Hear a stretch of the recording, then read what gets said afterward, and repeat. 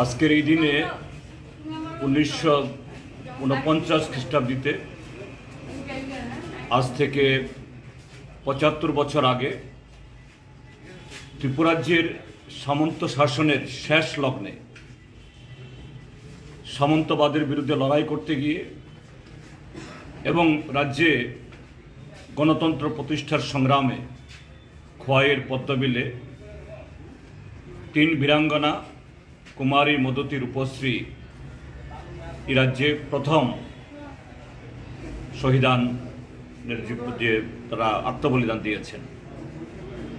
আমরা সারা রাজ্যব্যাপী কুমারী মদতী রূপশ্রীকে স্মরণ করছি। শুধু কোনো একটা আন্দোলনে তাদের আত্মবলিদান দেওয়ার জন্য তা নয়, ত্রিপুরাজ্যে প্রায় 1400 বছরের সামন্ত শাসন, এ রাজ্যের যারা আদিবাসী অংশের মানুষ তাদেরকে শোষণের জাতাকলে পিষিয়ে কিভাবে সামন্ত প্রভুরা তার রাজত্ব করতেন তার নিদর্শন এখনো রয়েছে এই উজ্জয়ন্ত প্রাসাদ বীরমহল। অথচ এখানকার প্রজাদের শরীরে এক টুকরো কাপড় ছিল না, শিক্ষার কোনো চিহ্ন ছিল না, খাদ্যের কোনো গ্যারান্টি ছিল না।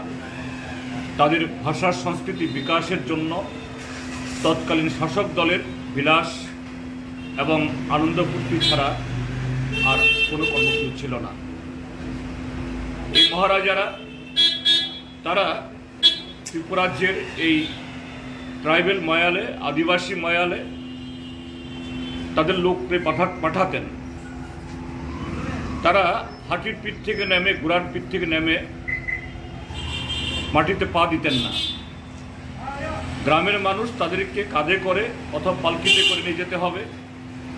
আবার তারা যে ধরনের খাজনা চাইবে সেই খাজনা সবটা তুলে দিয়ে আবার তাদেরকে এই পালকি বা তাদের কাঁধে উঠিয়ে তাদের পৌঁছে দিতে হবে।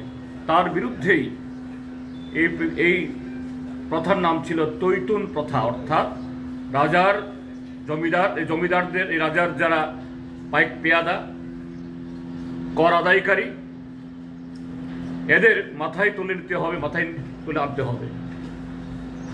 আজকে সেই ঘটনার 75 বছর বাদে আমরা স্মরণ করছি। এই সময়টা অত্যন্ত তাৎপর্যপূর্ণ। সেই মহারাজের বংশধররা গণতন্ত্রের আলখাল্লা পরে নতুন স্লোগান দিয়ে হানসা বা দফার নাম নিয়ে আজকে পুনরায় সে ধরনের না হলেও নতুনভাবে কিভাবে ত্রিপুরাজ্যের জনগণকে গণতান্ত্রিক ব্যবস্থার মধ্যেও তাদের সে শোষণ আবার এখানে বর্তানো যায়। ভারতবর্ষের বর্তমান শাসক দল ভারতীয় জনতা পার্টি আরেকটা সাম্প্রদায়িক একনায়তান্ত্রিক পার্টি, তাদের সাথে হাত ধরাধরি করে সেদিনকার সামন্ত প্রভুদের বংশধররা রাস্তায় নেমেছে এবং এই গণতান্ত্রিক ব্যবস্থায় ভোটেও দাঁড়াচ্ছে।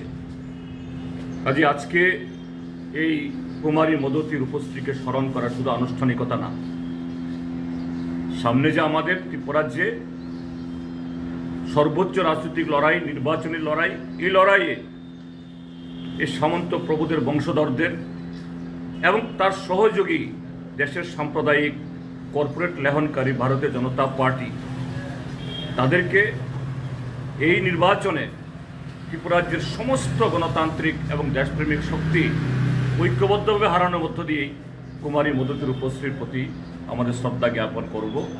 কুমারী মদতী রূপশ্রী, তাদের সংগ্রাম, তাদের আত্মবলিদান অমর।